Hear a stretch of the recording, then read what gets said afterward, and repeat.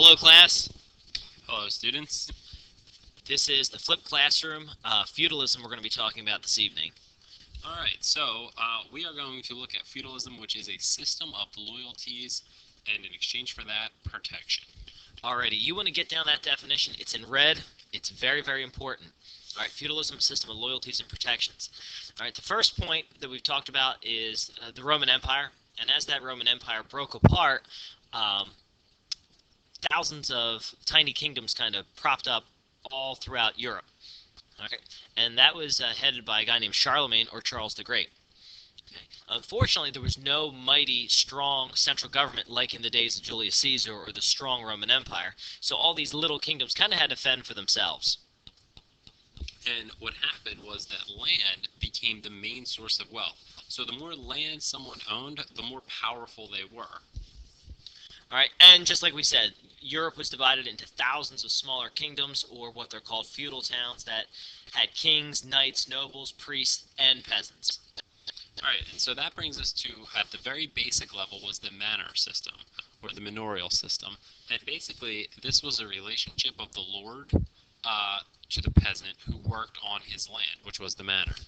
Alrighty, does anyone know what modern day term we get from the manor system? Mr. Walter? No, but I'm very excited to find out. It would be the lord of the land or the landlord. When you pay rent to someone, you pay rent to a landlord. That comes from feudalism. And as you guys can see on this little map here, this is a medieval map of what a feudal town looked like, showing the different fields and forests, the church, which was at the center of the manorial system, the different castles, and all the fields that the peasants worked in. Okay, well, now let's talk about that power structure. You can see there were quite a few people at the bottom were the peasants. All right, and above the peasants, you had the knights or lords. Then you had the tenants, and then up at the top, you had the king. So let's take a look at how this played out. So at the very bottom, you have the serfs and the peasants. That would be most of us. That would be the majority of people would experience life as a serf or a peasant, and they do not have a lot of rights. And right above them would be the vassals or the knights. And as you can see by these little arrows, the serfs would work. That would be actual labor, and they would give their work to the knights, to the vassals, and that would be in the form of whatever crops they made or whatever things they produced. All right, it's also important to understand that in exchange for the serfs and the peasants providing labor to the knights in exchange provided protection to the peasants and serfs. And you'd wonder what kind of protection that is. Well, it was a dangerous time, and so other towns would try to attack, or maybe there would be bandits out there.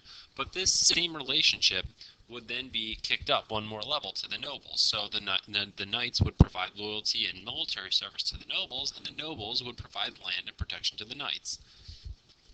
All right, the nobles and high priests would then devote their loyalty and service to the king, and in exchange the king would parcel out his land to the nobles. And then the nobles would give their land in exchange for protection to the knights, and then the knights obviously provide protection to the serfs and the peasants are the people that protect the entire land.